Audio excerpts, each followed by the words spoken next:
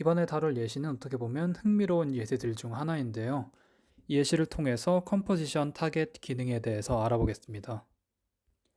컴포지션 타겟을 이용하게 되면 최종 결과물의 특정 값을 얻기 위하여 초기에 필요한 값 A를 알아낼 수 있게 됩니다. 그림을 보시면 이제 반응이 시작되기 전에 초기 원소들이 얼마만큼 들어가는지를 알 수가 있습니다. 예를 들어 Fe 같은 경우는 98.437, 망간 같은 경우는 1, SI 0.5 이런 식으로 쭉 적혀 있는데 맨 밑에 CASI를 보시면 A로 적혀 있는 것을 확인할 수 있습니다. 즉 컴포지션 타겟은 여기 등장하는 A를 변수로 활용하기 때문에 A를 지정을 해줘야 사용을 할 수 있게 됩니다. 다음 슬라이드로 넘어가서 단계적으로 더 설명을 드리겠습니다. 이제 왼쪽 그림을 보시면 이제 타겟 엘리멘트를 지정하는 탭이 나오는데요. 이제 엘리멘트 부분에 엘리멘트가 S로 지정되어 있다는 것은 최종 타겟하는 엘리멘트가 황이라는 것을 뜻합니다. 그리고 밑에 value 부분에 최종적으로 S가 얼마만큼 존재해야 하는가를 입력을 하게 됩니다. 그리고 이 탭을 불러일으키기 위해서는 메뉴 창에서 솔루션 페이즈들 중에 플러스 부분에 오른쪽 클릭을 한 다음에 선택해 주어 사용을 할 수가 있습니다. 문자는 C로 표시되어 있습니다. 자, 이제 실제로 팩트 세이지를 활용하여서 이 작업을 처음부터 진행을 해 보겠습니다. 이클립 모듈을 실행한 후 리액턴트 부분에서 다음과 같이 빈칸들을 채워 넣습니다. 시간이 좀 오래 걸리기 때문에 저는 미리 칸들을 다 채워 놓았습니다. 보시면 아까 나와 있다시피 Fe, Mn 등 다양한 원소들이 존재하게 되는데요. CaO, AA2O3 같은 슬래그 또한 첨가되어 있습니다. 이제 PC 부분에 마우스를 올려 더블 클릭을 하거나 아니면 마우스 우클릭을 통해서 선택을 해줌으로써 원소들의 정보 또한 확인을 할 수가 있습니다. 그리고 또한 마우스를 위에 갖다 대는 것만으로 특정 엘리멘트의 몰 질량 또한 알아낼 수 있습니다. 반응물들을 쭉 보시면 이제 Fe2부터 S까지는 리퀴드 스틸을 구성하는 합금 원소의 비율들임을 확인할 수가 있습니다. 그리고 CaO 등의 슬래그 또한 존재하고 마지막으로 A 값으로 설정한 CASI가 또 첨가가 됩니다. 이 경우 CASI의 값이 변화되면서 최종적으로 나오는 S 값이 변경되게 됨을 이용합니다. 먼저 천천히 칸들을 채워 넣으시거나 아니면 동영상을 잠시 멈춘 후에 칸들을 채워 넣으신 후에 진행을 하시길 바랍니다. 유닛 같은 경우도 이미 결정되어 있으며 유닛 탭을 눌러서 섭씨, ATM, 줄, 그램, 그리고 리터로 설정해 주시면 됩니다. 그 다음으로 이제 데이터베이스로 들어가서 데이터베이스를 설정해 주시면 되는데 factps 그리고 ft-oxide 마지막으로 ft-misc를 설정해 주시면 됩니다. 이번 경우는 fstil 대신 ft-misc를 사용했는데요. 왜냐하면 로우 카본 조건에서는 ft-misc의 정확도가 더 좋다고 판단되었기 때문입니다. 자, 이제 OK를 누르고 넘어가시겠습니다. 이제 보시면 솔루션 페이즈에 어마어마한 양의 페이즈들이 이제 나타나는 것을 확인을 할 수가 있는데 여러 가지를 고를 수 있지만 가장 간단하게 이번 반응의 경우 오직 두 개의 상, 즉 Fe 리퀴드와 슬래그 상만 나온다고 가정을 합니다. 따라서 Fe 리퀴드와 슬래그 부분만 클릭을 해서 설정을 해주시면 됩니다.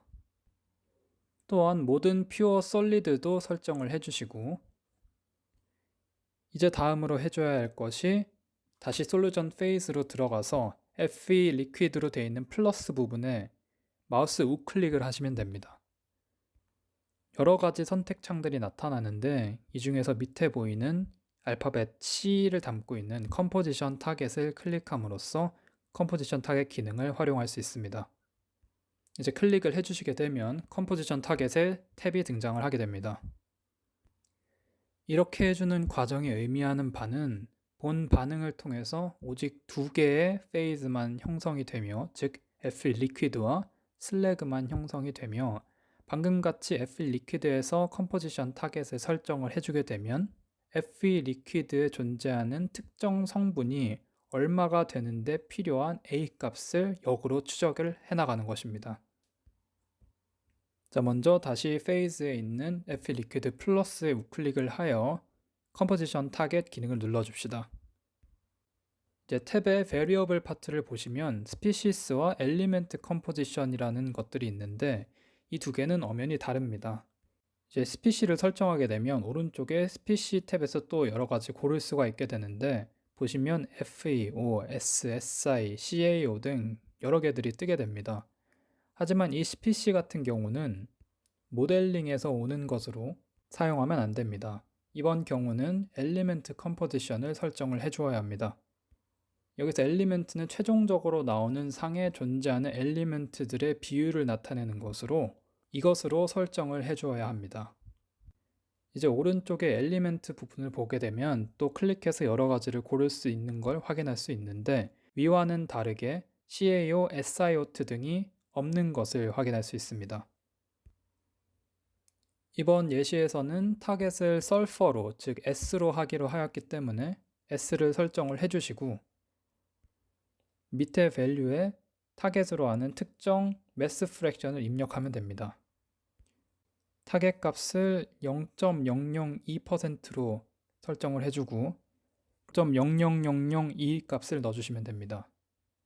OK를 눌러주시면 나오게 되고 이제 A 값을 설정해 주시면 되는데 예를 들어 A 값을 특정 값 1 같은 값을 설정을 하게 되면 팩트세이지는 컴포지션 타겟 기능을 사용하지 않습니다. 그냥 A가 1일 때의 반응 결과물을 내보냅니다. 하지만 이 1을 지워버린다면 이제 타겟 옵션이 활성화가 됩니다. 이제 Calculate를 눌러서 결과를 보겠습니다. 결과지의 맨 위쪽을 보시면 A 값이 0.9674임을 확인할 수 있습니다.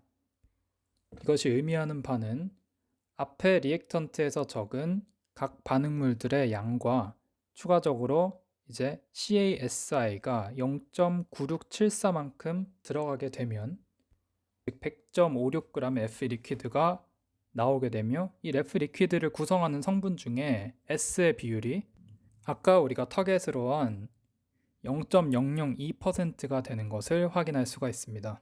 밑에서 실제로 보면 2 곱하기 10의 마이너스 5승이 매스 프랙션으로 되어 있는 것을 알 수 있습니다. 이것이 바로 컴포지션 타겟을 이용한 예시였습니다.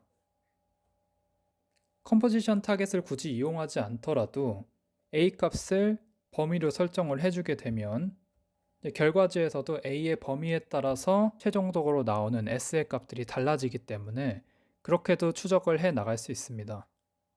어떻게 보면 트랜지션 칼큘레이션이랑 비슷한 면모도 있죠. 하지만 훨씬 더 번거로운 작업이고 정확도도 약간 떨어질 수밖에 없습니다. 따라서 개인적으로 컴포지션 타겟을 이용하는 것이 훨씬 더 효율적이고 편하다고 생각합니다. 팩세이지에서 제공하는 유용한 기능들 중 하나인 컴포지션 타겟에 대한 설명이었습니다. 감사합니다.